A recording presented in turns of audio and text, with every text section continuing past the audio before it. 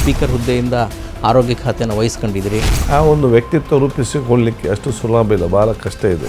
Muslim ಮುಖ್ಯಮಂತ್ರಿ ಆಗುವ ಅರ್ಹತೆ ಖಾದರ್ ಅವ್ರಿಗಿದೆ. ಅದು ನಾನು ಮನ್ನಾದಾಗ ಮಾತ್ರ ಮನ್ನಾಗಲಿಕ್ಕೆ ಸಾಧ್ಯ. ಬಿಜೆಪಿನವರು ಅಗ್ರೆಸಿವ್ ಆಗಿ ನಿಮ್ಮ ಬೀಳ್ತಾ ಇದ್ರು. ಅವ್ರದ್ದೊಂದು ಗೌರವವಾದ ಒಂದು ಪ್ರೊಫೆಷನ್ ಇದೆ. ಡಿ ಕೆ ಶಿವಕುಮಾರ್ ತುಂಬ ಕಷ್ಟಪಡ್ತಿದ್ದಾರೆ. CM ಹುದ್ದೆಗೆ ಮುಂಚೆ ಒಂಥರದ ಕಷ್ಟ ಇತ್ತು ಅವ್ರಿಗೆ. ಈ CM ಆಗಿ ಇನ್ನೊಂದು ರೀತಿ ಕಷ್ಟಪಡ್ತಾ ಇದ್ದಾರೆ. ಹುದ್ದೆ ಮುಖ್ಯ ಅಲ್ಲ, ನನಗೆ ಕೆಲಸ ಮುಖ್ಯ. ನಮ್ಮ ಗೌರ್ಮೆಂಟ್ ಆಸ್ಪತ್ರೆಗಳು ಒಂದು ರೀತಿಯ ದನದ ದೊಡ್ಡಿಗಳಾಗೋಗಿದೆ ಸರ್. ಒಂದು ಡಿಮಾಂಡಲ್ಲಿ ಜಾಸ್ತಿ ಬರುವಾಗ ಅಲ್ಲಿ ಸಮಸ್ಯೆಗಳು ಕೆಲವೊಂದು ಬರ್ತದೆ.